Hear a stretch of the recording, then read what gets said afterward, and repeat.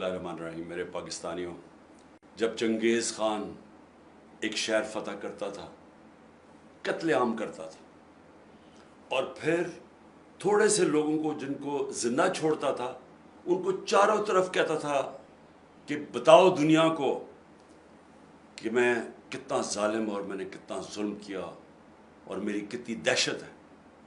उसके नतीजे से पहले से ही शहर हाथ खड़े कर देते थे लड़े बगैर। यहां भी आज वही हो रहा है। जुल्म की दास्तानें टीवी पे चलाई जा रही हैं, लोगों के घर तोड़े जा रहे हैं, उसकी वीडियोस बना के सोशल मीडिया और टीवी पे भी चल रही हैं।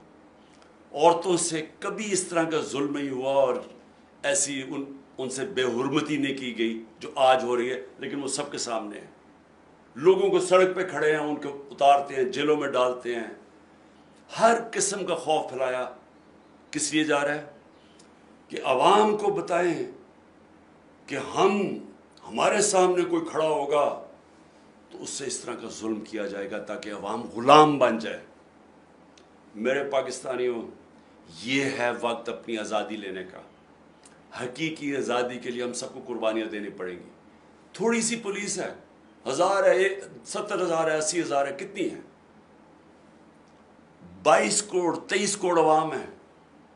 जब अवाम ये फैसला कर ले कि हम ये जुल्म नहीं बर्दाश्त करेंगे, जब वो फैसला कर ले कि हमारा आइन हम इनको नहीं तोड़ने देंगे, ये जो सुप्रीम कोर्ट के ऊपर हमला किया गया आज, हम ये बर्दाश्त नहीं करेंगे।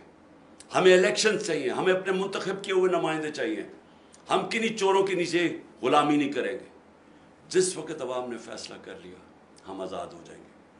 आपने ये खौफ के बुत को तोड़ना है और जब भी अगली कॉल आए आपने पुरअमन तरीके से, कोई तोड़ फोड़ नहीं, पुरअमन तरीके से अपने हकूक, अपनी आज़ादी के लिए सड़कों पर निकला है।